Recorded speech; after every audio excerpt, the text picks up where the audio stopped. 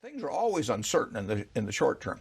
What really is certain is that things that worked over time will continue to work over time. So the next day is always uncertain. The next hour is always uncertain. The one who loves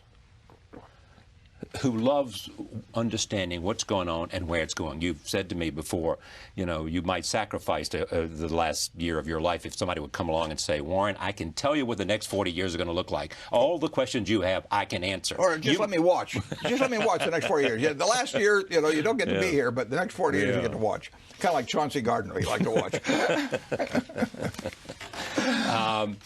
So as we put a cap on this, we're going to come out of this okay. Absolutely. We've got some real problems we have to deal with. The deficit is one. How we learn the lessons of this in terms of finding some kind of regulation that works, and have confidence that we got here because we had unique kinds of skills. Go back to 1776 and see what a few group of people did, and where we are today makes you an optimistic about America, but also optimistic about the world. As the center of gravity moves to Asia.